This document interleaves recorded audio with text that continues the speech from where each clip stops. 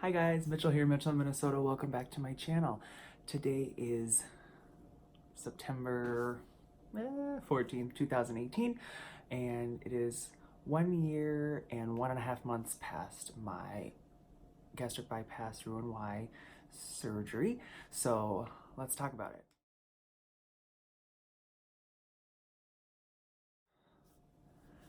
Okay guys, you know what's so cool is I don't have to a lot of my videos you can see me doing this because I touch the button. With my little camera thing, it's just a little button now that I can turn off and on. So let's do stats first. I had my lap band 2 gastric bypass revision on August 7th, 2018 at St. Joseph's Hospital in St. Paul, Minnesota. My doctor is Dr. Jeffrey Fosen, was my surgeon, and my bariatric doctor is Dr. Kai Tuoneman. My highest weight for this surgery was 273 pounds. I was 260 pounds after a 2-week pre-op liquid diet on the day of surgery. I've been hovering for a long time, since about May, around between 213 and 210, somewhere in there. And as of last week, I came to you at 206.0, which was a 5-pound loss for the first time in 6-7 months. So I felt really good about that. This week I come to you at 202.6. So I'll show you the scale here.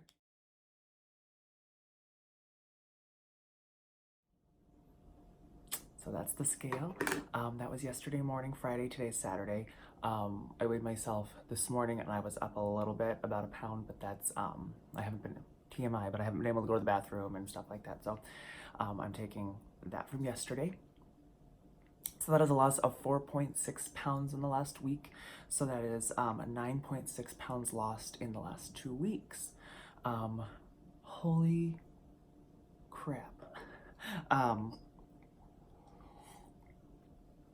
That's incredible. And I've got some tips and tricks. Well, not even tips and tricks. I'm just going to tell you what I've done the last about 3 weeks. In that I got off of summer. Summer was rough. I had eaten things I wasn't supposed to, had fun, you know, yada, yada, yada. And telling myself, oh yeah, I'm going to get back on track, and actually doing it have been two different things, right? Here's talking about it, but then here's the hunger pangs, and here's this, and here's that, and all these excuses that some are valid and some are not. And what I did is I set up a very boring but doable meal plan for myself, because I'm a person of opportunity. If something's there, I'm gonna eat it.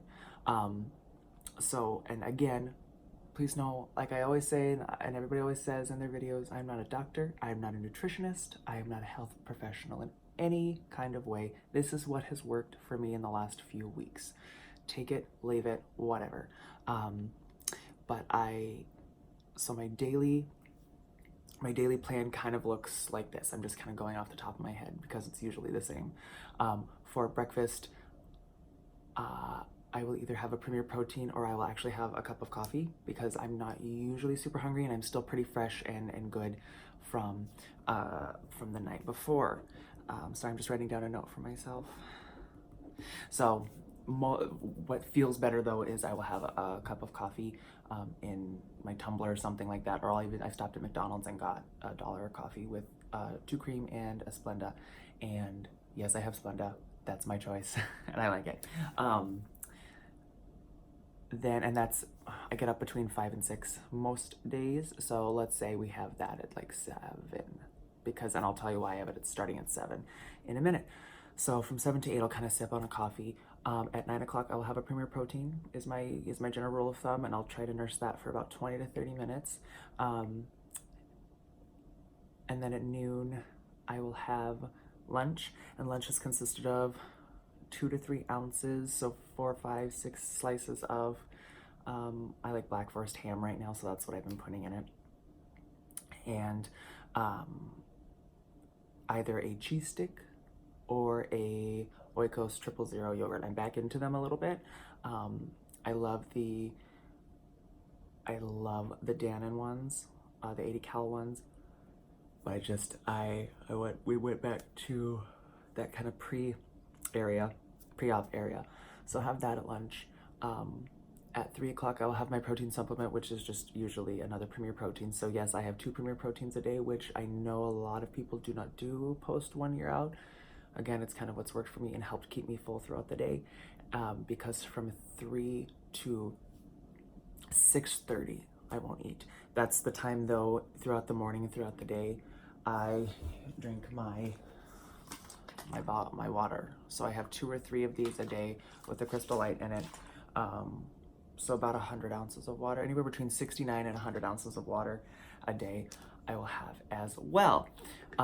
When dinner comes, something that, because I'm not fancy and I'm okay with having the same thing multiple nights in a row, something I've been really good on is I do about a half cup to 3/4 cup, maybe a little more, of refried beans with jalapenos in them. I just get them at Target. And then I have with it some cheese and some sliced olives. And y'all, it is so good. If you haven't tried it, please try it. It's so, so, so good. I've oftentimes had a spoonful or 2 in the afternoons if I'm feeling it of chunky peanut butter. I actually like Jif, and I didn't know that Jif was on par with what I could eat. 6 grams of sugar and a cup, like 6 carbs or something like that. So it's nothing compared to what I thought it was. I thought it was all sugar and all crazy, but it's not that way. There's the yawn. And then after 7, that's why I say 6:30, because after 7 p.m. I do not eat. That has been the hardest transition. I'm trying that intermittent fasting from 7 to 7.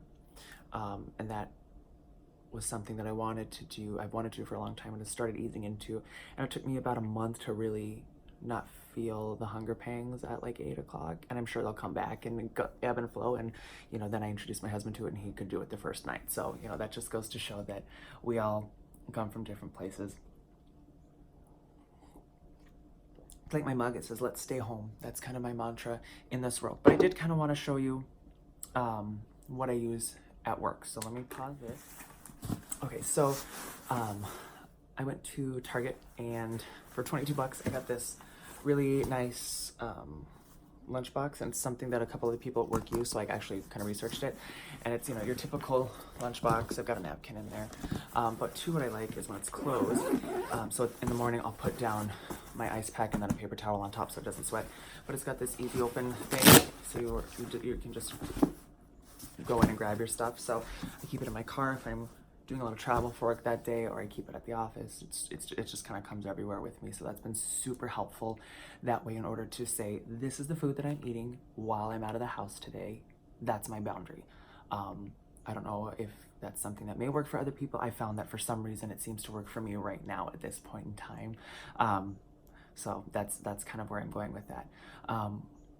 So the mixture of the fasting from 7 to 7, the pulling back on what I'm eating from new foods and exciting foods to just kind of going back style, has been super helpful. I will say, when my husband and I usually will go out for breakfast, like twice a month maybe, or anytime we'll go to a restaurant for breakfast, it's usually breakfast. I have found that for me, I will have a side of bacon, which is usually 4 slices, and I will also get an English muffin on the side, and that will come with, you know, strawberry jam or something like that. And that is probably my favorite breakfast, because, you know, we need carbs to live and to have energy and all that stuff. So it's great in the morning. I'll usually have like 1.5 slices of the English muffin, and first I'll have the bacon though. And that's been super, super good in as far as making me feel satiated. I have a very hard time sometimes not shoving more food in my mouth, right? Eating slow, taking my time, etc. So that's a super important thing to do, is to make sure we're taking our time. Last night, for the first time, we went out to dinner just as a first couple of weeks. I did it, and at work, and I just did 2 little appetizers. I did a jalapeno with crab in it, and it was cut into like 3 or 4 little slices that were probably like this long and this wide. So just little things. And my husband ate 1, and I had 3, and then I had a few sweet potato fries. That was it. Felt really nice. That's, I think, 2 hours up. My diet changed in the last day, so I'm up a pound. But that's kind of where I'm at. I feel really good most of the time. I don't feel, and this is the most important part, if you take anything out of this video, I feel so much like I'm not being restricted, and while I'm restricting myself, I don't feel like I'm going without, and I don't feel like I have to. Not that I've ever been a binger, but I don't feel like I have to quote unquote binge and eat stuff. And that's been a very helpful thing for me. So I don't know if this helps anybody or they're curious. I filmed a what I eat in a day video on Thursday, so I still need to put that up. So that's where we're at right now. As far as NSVs, I'm really just trying to get to Wonderland, you guys. That's all I care about right now, is getting down to 199.99999. That's all I give a crap about, and I'm okay with that. My NSVs are, I'm finding more, this 9.6 pounds that I've lost has allowed me to get into some clothes that I was so close to getting in. Now I can get in them. I'm more or less just in mediums, and that feels really good. I will say medium means different things in different stores. I'm a Target medium, I'm a Walmart medium, and then some room. There's a store we go to, a local brand here in this Twin Cities, and I am barely a medium. I probably should wear a large.